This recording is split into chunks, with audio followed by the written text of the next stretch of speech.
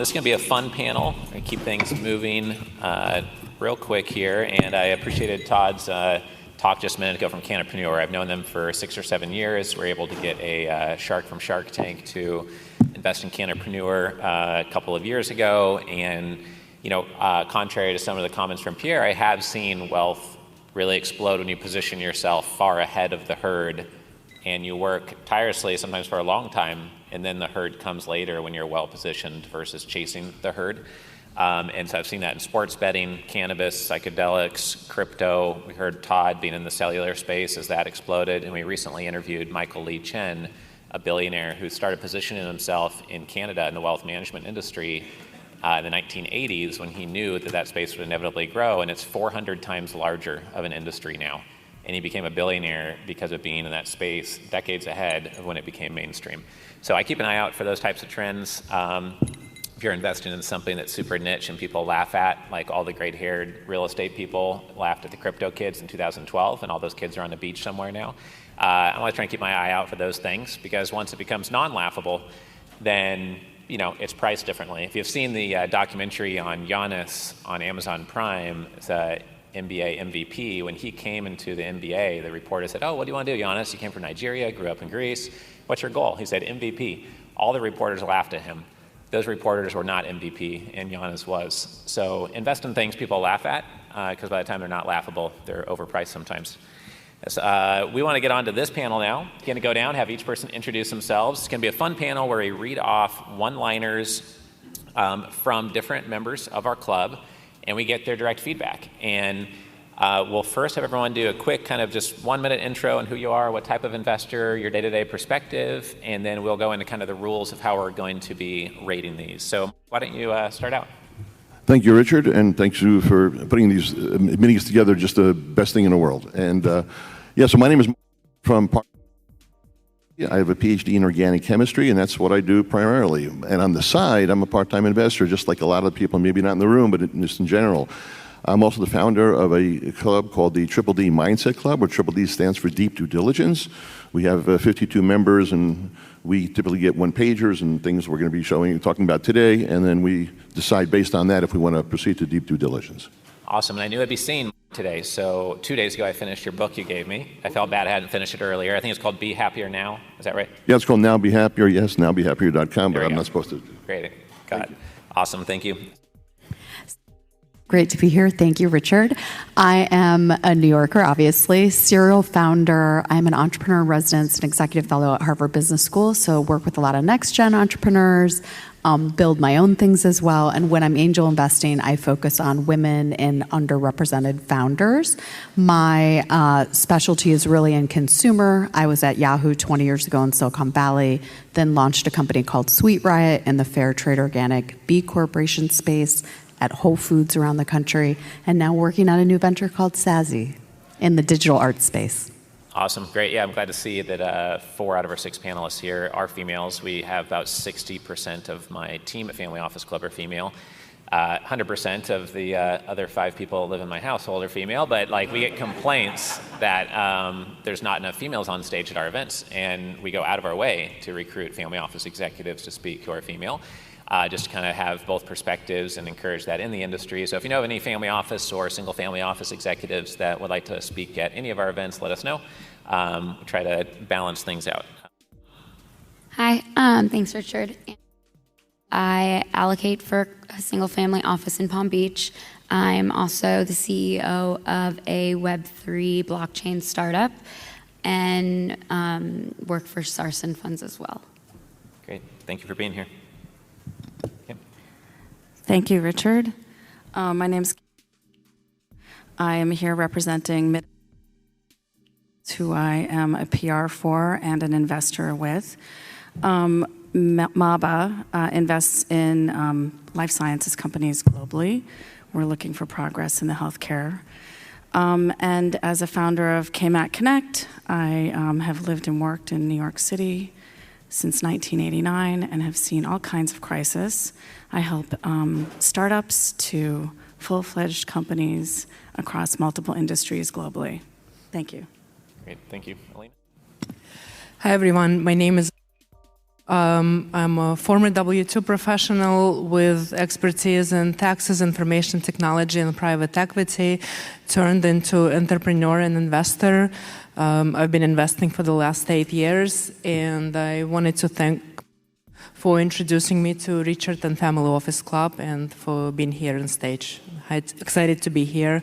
Primary focus is real estate, but we do look at other alternatives as well. Thank you. Hi, my name is, and I'm one of the founders at Left. And we are an online community of limited partner investors. And our goal is to create education, networking, and deal flow for limited partner, primarily retail investors, not exclusively focused on real estate, but primarily. I also represent InvestWise Collective, which is an affiliate. We're a customizable fund of funds, and we are targeting bringing risk-adjusted returns with best-in-class operators to our investors, providing them either enhanced terms or lower minimums to typically unattainable deal flow for retail investors. Awesome, thank you. So we got some really great diverse perspectives here on stage, from angel investors to running an investor club, someone who specializes in deep due diligence with a group of other high net worth investors, single family office on the panel, et cetera. So what we're going to go through here during this panel is a series of kind of one-liners. We'll show a logo and a one-liner. And the point here is not whether you as a panelist would personally invest in what the thing is, but it is, out of all the emails that come into your inbox and all the pitches you hear at any investment event you go to, how clear, unique, compelling, well-structured is the one-liner, so we can give feedback in a way that helps everybody here. It doesn't matter if you're a family office looking to JV or buy somebody's business. You need to suggest what your strategic value is in one sentence. Or if you're someone raising capital or looking for someone to invest in your fund or your real estate platform, we all need to get better at this. And so as we go through these, we'll raise up our signs, and if you really don't like it and you do not think it's effective, you can put up a 1. Sometimes people are too polite to do a 1, and for them their 1 is a 3, I know. You can put up a 10 if you loved it. And then if anybody wants to, just go ahead and speak up in your microphone to give some feedback. We'll have like 1 or 2 people kind of verbally comment on each one of the one-liners as we go. And usually it's people who give it the most extreme, loved it or really did not like it at all type ratings that come up. We'll try to make this helpful for everyone in the room. Many of the people who submitted these are here in the room live with us. Some people are participating virtually. So we try to be like relatively polite, but also candid. So it's helpful to everybody here making their one-liner better. One thing to keep in mind is that the one-liners are sometimes very long, even though they're told to submit a one-liner, and that just shows the reality that in our space, people rarely have a one-liner. They just describe what they do in a big fat paragraph that takes too much time. So that's one insight that's come from this. I think right now the slides might be rotating through, but we'll need them to manually be changed as we move it, just to kind of keep it focused on one at a time. So the first one here is capital gains tax solutions, and their one-liner is most ultra-wealthy individuals struggle with flexible capital gains tax solutions when selling their highly appreciated assets. We use a DST to give them capital gains tax deferral, diversification, liquidity, and optimal timing so they can create and preserve more wealth. What would you rate that? 1 out of 10, with 10 being amazing, best one-liner you've ever seen, and 1 being pretty bad. Anyone want to comment? Well, first of all, not everyone knows what DST is, so I would definitely spell that out. Second of all, I think it's too wordy. It needs to be shorter. Third of all, most people are visual, so it needs some sort of visual to show that it's a tax solution. Sure. There's probably some grammar police in the room that say, well, that's not a proper one-sentence one-liner, at least. So it is a little bit long for sure. You can see how long it took me just to read it. Was relatively long, but Mark loved it. So why don't you comment, Mark? Yeah, I loved it, I love very few of them. So just a tiny bit of background, because I think it's really important for this one-liner thing. We are pitched a lot of deals a year. Because I've been going to Family Office Club, I'm pitched about 300 private placement offerings per year. And there has to be a way of sorting through this. And the purpose of the one-liner is, together with the one-pager, is not to describe everything they do. It's to get me to go to the next step. So the purpose of the one-liner is to get me to the one-pager, purpose of the one-pager is to get me to the pitch deck, and the purpose of the pitch deck is to get me to perform deep due diligence. So what I want to be able to do in this one-liner is I want to be able to know what space are they in? So capital gains tax solutions, okay, well, I know it's in the tax area, because some people will call it, I don't know, ABC Industries. That means absolutely nothing. So I like the title there. And then they're talking about the ultra-wealthy individuals, struggle, the capital gains. The DSTs, of course, are very important for 1031 exchange and all this. So this one-liner will get me to look at the one-pager, because in the email that I'm going to get, which I get, again, 300 of these a year, I'm going to be making a decision within 5 to 10 seconds tops. Do I want to look at the one-pager? And if they don't have a one-pager, by the way, we're done. So 200 of them don't have the one-pagers. So if you don't send me a one-pager in the email, we're done. Right, yeah, that's great. I mean, one takeaway from this panel, of some people liking it and some not, is first of all, take a grain of salt with anyone who gives you feedback on anything that you show them, because they might not be your target demographic. If you're only raising capital from cardiac surgeons, then who cares what I think about it? And the terms you use, like DST, you'll use lots of confusing terms that nobody in this room would understand. But if you're raising capital from cardiac surgeons, then your one-liner might be very dialed in. And your one-liner should be dialed into who you raise capital from most often. But the panelists are going to try to be helpful on every one-liner. But it does matter who you're showing it to and what your goal is. You show it to your team, they might love it. But your ideal prospect might expect to see something else. And Richard, I would just add quickly, there are clues in here of what they can say in a really short way. And so they've got so many details when I would just read it and say, we help ultra-wealthy individuals who struggle with flexible capital gains tax to preserve more wealth. And everything else is just this kind of detail. It's one sentence gets you to the solution. DST, preserve capital. I would fix it this way. Start with the bottom line, create and preserve more wealth with flexible capital gains tax solutions, period. Right. Yeah, I'm definitely a fan of simplicity, ultimate sophistication, as Pinkerton said when he started out the day this morning, for sure. All right, next one, silencer devices. I've leveraged over $22 billion in product marketing experience to create and patent a new noise-canceling technology, which is 30% more effective across over 10 times the frequency range compared to the commonly used technology. And silencer devices requires very little processing power, time, or energy to deliver those results, providing a dramatic advantage over the newer AI-enabled approaches.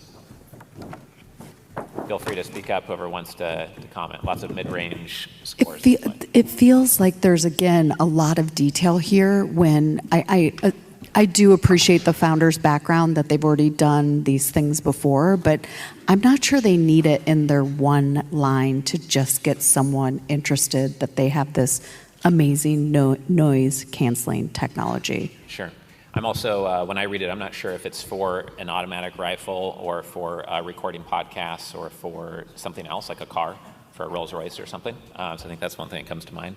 Anyone else wanted to comment on this one? It's really... Oh, sorry. Go ahead. I think it's strange to start off with I've leveraged. Why not make it more of a team company? Pronoun there. Not like pronoun police, please. But right. Okay. Yeah. We've. Maybe we, yeah. It's really hard to tell who the audience, who is the target avatar for this. So I think that would needs to be clearly spelled out. And I would eliminate, I've leveraged 22 billion in product marketing completely. I think it's irrelevant for this one later. Sure. I mean, I usually like one-liners that use numbers. Sometimes when you say our team has a combined 4,000 years experience or something, really huge numbers, then it doesn't do as much. But I do like, they mention 30% more effective, or I think it's really effective when people say, we serve 119 investors at our hard money lending fund that's closed 85 deals or something. So you know that they have a track record. So I like the use of numbers usually. Mark, were you going to add something? Yeah, I really like the name, silencer devices. You have a pretty good idea what it is, and the rest of it I don't like. I met with a guy yesterday, and it's very, very good.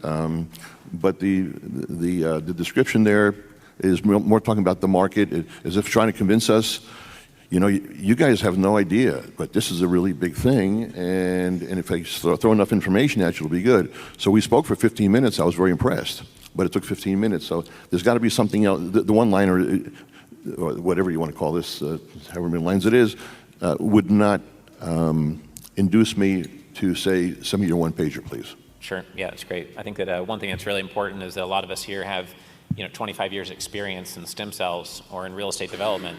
But if your logo looks like clip art and you don't have a one-liner, it just doesn't do justice to all of your hard work and all the expertise and all the value you could add to somebody. And a lot of people shoot themselves in the foot because their expertise goes really deep in one area, and that area is not marketing or figuring out your one-liner. So I think that's the challenge a lot of us have. Okay, here's one for Unilever. According to the New York Times, Wirecutter, and Wirecutter magazine, we developed and sell the best mobile medical alert and the best fall detection based on our patented real fall technology. Great. Anyone want to comment on that one? I like this one. It's short, it's sweet. I don't even think they need Wirecutter magazine. It's a New York Times reference that actually matters. I think Wirecutter takes away from it because people don't know what that is necessarily. I love that they mention their IP, and I love that they're leaning into this like media endorsement of best mobile medical alert. Right. Great. Any other comments? I would start with real fall technology and then follow it up according to New York Times. It's the best. I have an issue with Unali, where as a name, for whatever reason, I don't find that to be something that's intuitive. Sure. Yeah, appreciate that. Awesome. I like that it's actually one-liner. It's very short and sweet and right to the point. Sure. Anna, were you going to add something as well? I didn't know if you had a chance to. I feel like I would have put the quote in there from New York Times, like, because you could just be like, oh yeah, like according to New York Times, I'm the best person in the world. Right. And yeah. we all know, like, I have my flaws. Right. Great, Mark. Yeah. I like the one-liner. It does describe what there is. I also met with her last night, and the first thing she does, she dangles the watch, which is really cool. The only thing which I don't like about it actually is the name of the I don't when I saw it, the wear part I get, it's on your hand, but the rest of it I don't really understand what that is. But once you read the one-liner, I want to see the pitch deck, no question. Right. Yeah, I found that lots of investment firms and even companies, they have a name, and you read the name and you have no idea what they do. If it says Wilson Capital, you don't know if I invest in dry cleaners or stem cells or what. And so having a name that already makes people lean forward and want what you have, or at least be clear about what you do, I think is an advantage. You don't have to. People have names that mean absolutely nothing, but then you have to do harder work on your one-liner because your name is not doing anything for you. So they kind of have to balance each other out. All right, Alpha Capital, value add multifamily. Alpha Capital funds, as operators and deal sourcers, we specialize in identifying off-market value add multifamily opportunities for our investors and partners. This one will be interesting and tough because in the capital raising world, on planet Earth, especially the United States, there's more people raising capital for multifamily than any other niche. So the competition is fierce for standing out from others, I think. So Ryan, I know you guys do a lot of real estate, so I'm glad you picked up the microphone. So yeah, I think that it's very specific, but it's also too vague. It doesn't give me a differentiator. If you take Alpha Capital off of there, it doesn't give me a differentiation of what Alpha Capital specifically does. It seems like that's a one-liner that a lot of people in the space could use, but it is direct and to the point. So. Right. Yeah, I totally agree. I think even when you're not in a competitive space, you want to say something that's unique from what everyone else is saying. But when it's hyper competitive, then I think there's someone in our club who only buys multifamily, only in Indiana, and they do value add only in Indiana. They're the only person I've ever heard saying that they only do that. They're laser focused, and at least it's something unique. So you can remember, oh, those are the Indiana multifamily guys. So someone else can add, Mark? Did you want to? Yeah, of course. I always want to talk. So let's see here. How many on-market value-add multifamily opportunities have I seen? Right. Yeah, so they specialize in identity. I mean, everybody's doing that, and right now, the reason why I gave it a 5 is maybe because of a bias that I have, that right now multifamily is a tough space to be in. So they really have to have some differentiator, like Ryan said. And then Alpha Capital, Alpha, and that Beta, I guess Alpha is number 1. So right. Alpha Capital doesn't tell me anything about the company. Right. I think you also have to look at your own one-liner with a really harsh eye of what would someone really cynical, really busy, really critical, doubts everything coming in their inbox would think when they read something. And if you say we have a best-in-class team, okay, well, what does that mean? Is it a one-person team? And being really clear on what things mean and trying to say a one-liner that no one else in your space can say. so that no one can start a business tomorrow and say the exact same one-liner as you and send the same emails out to investors that you can. You probably have something very unique, which is why you started your firm or why you've been able to scale it, and that has to be in the one-liner. Like, why should someone stop their day and take time out of their day to do a phone call or a meeting with you? Yes? It's such a basic point, but I think real estate has to be in this line, especially if you're at a broad conference, you're in a hallway, you're in an elevator, you have to say it. You don't know who knows your industry's buzzwords. And then I super agree with you, Richard, on share your niche. If it's Indiana or it's, Michigan, where I'm from, or whatever it may be, that is what creates an affinity with someone else who says, oh, I have family there, let's talk about that. And they're missing that. Yeah, I think instant death in the investment world is like, oh, yeah, I've heard that 900 times before, and I don't know how that makes you different, and then it's not worth clicking the mouse to learn more. It's not worth clicking a one-pager, even if there is one. So I think that's something that a lot of us can take away. Was there any other comments before I go to the next one? No? Okay. Nest egg builder. I think this is Peggy, if I'm not mistaken. I just saw it earlier here. The Nest Egg Builder empowers people to build their wealth consistently by passively investing in commercial real estate.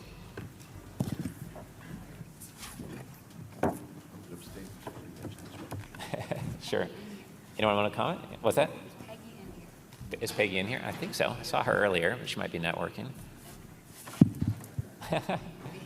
But you can rate it the same either way. Anyone want to comment on that? What they liked about it, what they didn't? I think, again, it misses the target avatar. People is a little bit generic. I would specify high net worth individuals or information technology professionals or something that unites people together that you target as a part of this company. I like the fact that it has the logo, and the logo represents what this company is about. But I would definitely add a little bit more color in terms of what value you propose and what value you bring to your investors. Okay, Ryan, what did you rate this one? I put a 5, but I would probably rate it a little higher. I do think that the logo and the name are great. A great logo and name is a combination. To add to the earlier points, I think that it is a little bit vague. So if there's anything that can be added to give a niche to commercial, to the previous one, commercial assets across the United States or industrial office, if there is anything more specific. I think to Richard's point about anything that anybody else can say, you just want to narrow it down just a little bit to narrow your target audience a little bit. Right, great, thank you. John Gin Cosmetics, and then the logo says Nano Clear. So this one's super interesting, and I appreciate them submitting it because it fits my point earlier that most people don't have a one-liner, and whenever we do this exercise, we get things submitted that are clearly not a one-liner, either a big paragraph or full of points. And we've done a workshop before where we teach this and we go over it for 45 minutes, and then someone comes up after the workshop and says, so what do you do? They say, oh, well, we do this and we do this, but we also do this other thing, and we also do this, and then sometimes we do this fifth thing. And it's kind of a headful to understand what someone does, and then how are they supposed to explain it to their spouse or to the investment committee that Ryan works with at their investor club, right? It's just too much to convey to somebody else. So I don't think that we have time actually to read through all 4 of these things. I'll read through the first one. Our company solves the global problem of chemical toxicity in facial skincare. Maybe they could stop right there. Our mission is to redefine men's skincare in our elegant solution of nano clear organic facial cleanse, et cetera, et cetera. I don't know about the panelists, but there's not many facial companies that focus on men, and not many, most people don't want to put toxins on their skin because they realize even though the FDA doesn't recognize it, this thing gets sucked into our body, and we're basically putting petrochemicals all over our body typically with most sunscreen and other type of skincare. So I think that those things are strong points, but obviously it's really long for a one-liner. Is there any comments on this one? I just would call out one red flag. So first at the beginning it says our company, and then at the end it says help me build this. And I just think the we language and the team language is really important when you're on an entrepreneurial journey. Sure, that makes sense. One of the other one-liners starts out by saying the name of their company, and for us, usually like 99% of the time when we show a one-liner, it's right next to the company's brand name, so you don't need to repeat the company's name, you don't need to say our company or me or I usually. You just need to get into exactly what it is and be concise with each word used. Was there 1 or 2 more people that wanted to make a quick comment? Why doesn't he just use the redefine men's skin that's bolded? Right. That's perfect. Right. Yep. All right, we'll move on to the next one here. Weekender. Weekender is an adventure hospitality brand with a collection of design-forward, tech-enabled hotels located in iconic outdoor lifestyle destinations. We are on a mission to inspire personal growth in our guests through adventure, travel, and exploration. All right, so we got pretty good ratings across the board. Anyone want to do quick comments on I that? think the first line is all they need. I mean, it's nice to have the second line, but like, I like the idea of an adventure hospitality brand, design forward, tech enabled. I think it's a really nice first line. Right, I think the second line says adventure and the first line says adventure. So that's when you know there's some economy of words. And usually when you do these, you write them out like 15, 20 times. You keep on making improvements, then you show it to your team. They poke holes in it, and you get it more concise. Were you going to add something, Ryan, or anyone else? That's why it's nice to go first. I was going to say too, the second sentence is a little bit duplicative in there. You can probably reduce that out, but I really like that first line. I really like the name of the company, and that's where it gets difficult. You have a one-liner, which is difficult to refine.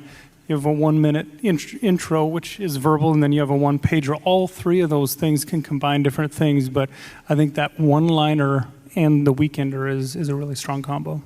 Awesome. Yeah, I like the collection of feedback here, because someone might say, okay, I kind of get it. Now I get the point of all this, but this is so critical. All of your hard work is wasted if no one's opening your email and no one calls you back when you leave a voicemail.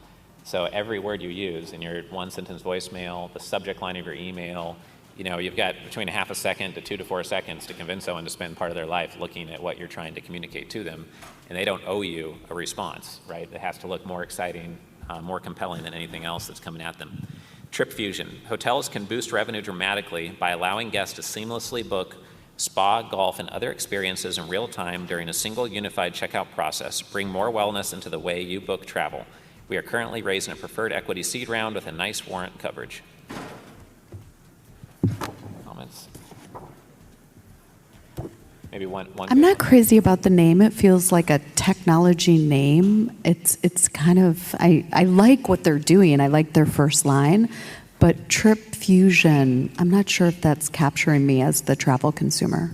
Sure, great. And I think it's a good point that sometimes when you're raising capital, sometimes there's a name of your consumer brand that captures the consumer, and other times there's an investment holding company or an investment brand that needs to target an investor prospect. Those are not always one and the same, but sometimes if you have an amazing consumer brand, then the investors love it and get why people would buy what you're selling. Any other comments on this one, Mark? Yes, so I guess I've been programmed now over the last few minutes to read the first line and ignore everything else. I mean, that's pretty much what you're saying we should do. And so now I'm starting to rate them based on the first line. Right. And by the way, a good tagline can be done in 6 words. It's been, at my company, we tried really, I'm not going to say what it is, it's chemistry, it'll be boring anyway, but it took hours of discussion to really refine what it is. And the first time we looked at our benefits, there were 16 of them, and then we boiled it down to 3, and it's 6 words. Right, it's not easy to do. There's a whole field of like copywriting that doesn't have to do with legal trademarking. It's the writing of copy, and people study this their whole lives, and top copywriters make 7 figures to come up with the title of the Time magazine or titles of books, etc. And there's a saying in that industry, if you read the books in the industry, one of the most famous sayings is that I'm sorry that I wrote you such a long letter, I didn't have time to write something more concise. So it's almost a form of laziness to send over a really long email to someone. Like, I didn't have time to see who you were or what you'd care about, or talk to other people like you and really narrow it down to why you should care that our company exists. It's a form of laziness to write so much, and people don't have time to read it. Everybody's busier than ever before. Seed Healthcare. Seed Healthcare's mission is to disrupt healthcare by bringing together resources in financial and healthcare services. Our investment funds leverage a broad network effect, influential advisory board, and provider access to introduce innovative healthcare solutions to market.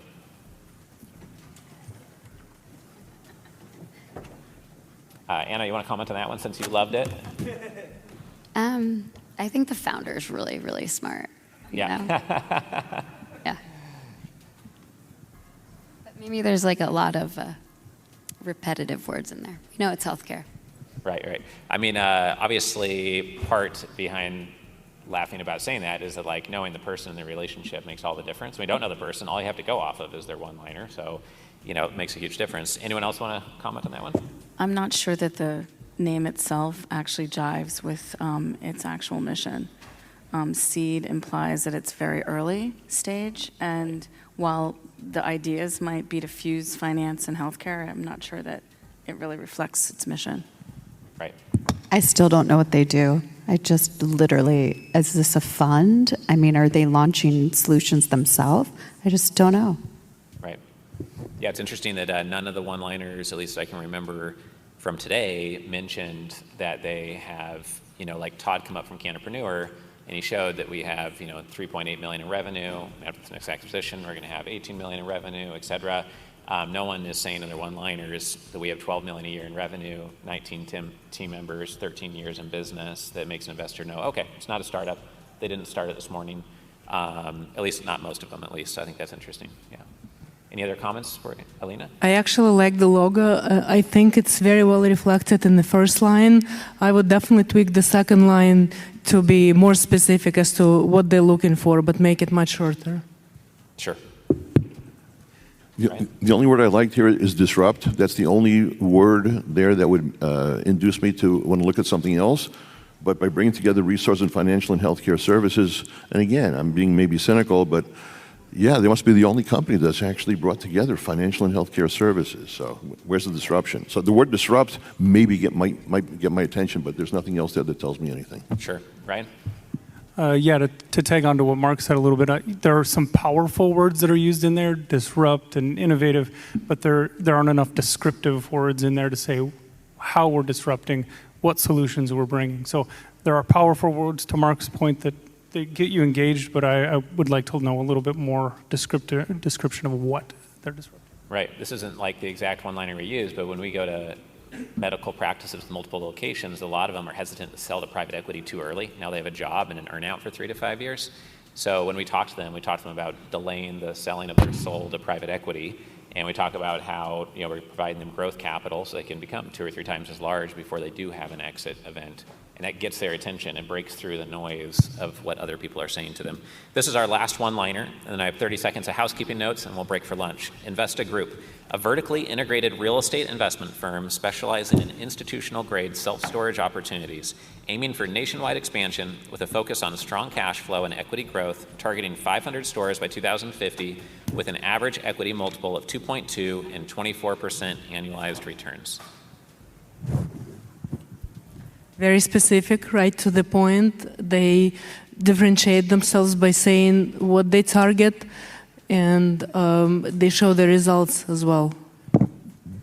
I like the logo in that it actually shows the vertical integration, but I also need the one-liner to follow because I wouldn't know what it was otherwise. Right. The brand name itself doesn't tell you what it does before you read the one-liner, and the one-liner is more of a two-liner, which we've found on a lot of them submitted today, which I think is important to point out. Any other last comments? I like it. Super specific. I don't think institutional grade is important. I would instead say aiming for nationwide expansion from our headquarters of Atlanta or whatever it is, again, trying to create affinity. Sure. Great. Mark? The only reason why I'm looking for the one-pager is because they said 24% annualized returns. You got my attention. Right. Great. So I hope everyone got something away from this for your own one-liner. There's probably at least one way to make your one-liner more concise, more powerful. Make sure it actually is one line long. Use some numbers about your track record to show you didn't start your business yesterday. If you did start it yesterday, say a bit about why you did and how you're different than everyone else doing multifamily or whatever your niche is that you're in, whatever private equity or company niche you're in. And think about a brand name that draws people in. Just by hearing your brand name, someone should want to work with you or at least know what you do, hopefully, ideally.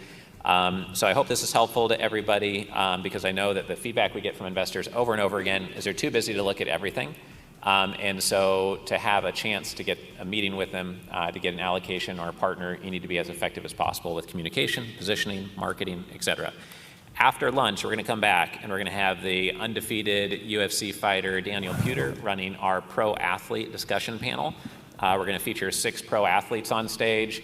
Part of the reason why we interviewed Mike Tyson and we're doing this pro athlete interview series is to help you perform in the top 0.1% in whatever field you're in. What is their mindset? What's their discipline like? What's their habits like? What are they investing in as pro athletes? How could you work with other pro athletes as investors? We have other panels after lunch and standalones you're not going to want to miss. And today is only 1/3 of the event, of course. So I hope to see you back the next 2 days. I'll be starting and ending out the day each day. And later on this afternoon, we're going to have the fireside chat with Mitzi Perdue as well. So don't miss that. Lunch is just over here to the left in the exhibitor room. And we're going to see you back here right at 2 p.m. Don't miss the 2 p.m. panel. Thank you, everyone. Join the Family Office Club by visiting familyoffices.com. We look forward to seeing you at our next live event.